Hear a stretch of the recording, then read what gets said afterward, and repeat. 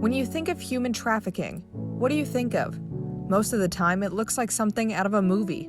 Someone gets kidnapped by a stranger and forced into an illegal industry, like drug smuggling or sex trade. But experts say this isn't always the case.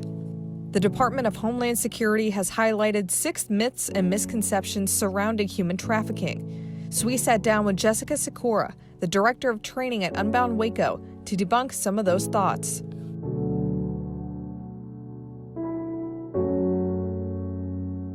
Human trafficking is not something that only happens in faraway places.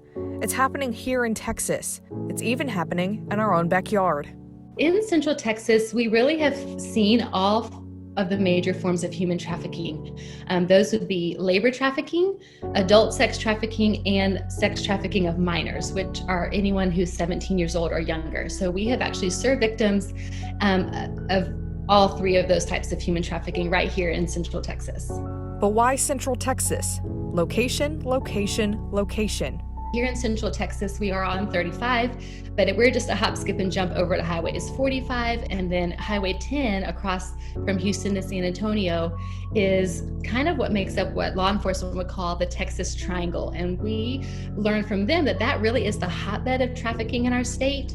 With local trafficking comes local victims. They really can look like anyone. They could look like any one of us.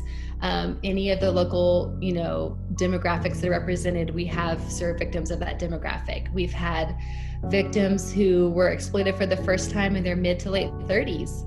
We have victims who we come across in their early adulthood, but their exploitation has been going on since their early teens. So really across the community, we have served victims in all different types. Think of human trafficking as an umbrella. Under that umbrella is sex trafficking and labor trafficking. Labor trafficking is any time there's an element of force or fraud that's holding a person to a job. A common misconception is these victims are forced to work in illegal industries, but that's not always the case.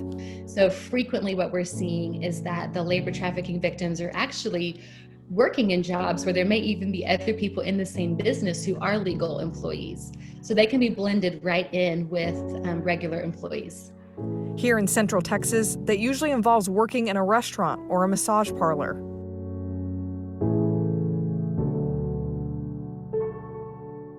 Smuggling is a crime against a border. Smuggling is, I took you from, Canada to the United States. We crossed a border.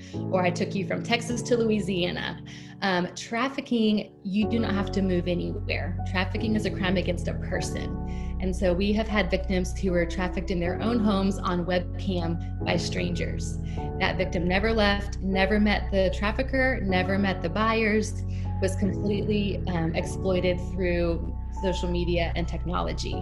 She is still a sex trafficking victim because web sex was exchanged for something of value to the third party.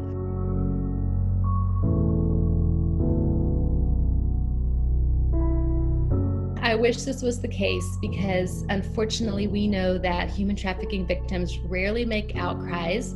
Many times it's because they themselves don't understand the full definition of what qualifies as human trafficking. Oftentimes, victims form trauma bonds with their captors, who typically aren't strangers. The number one way victims of trafficking are introduced or groomed through the process from being just a vulnerable person to being an exploited person is highly relational. It's someone who seeks to get to know them often through social media or online chat rooms, someone who earns their trust and finds out kind of what are this person's needs or desires. So how can you stop human trafficking? Essentially, it comes down to this. Keep your eyes open and trust your gut.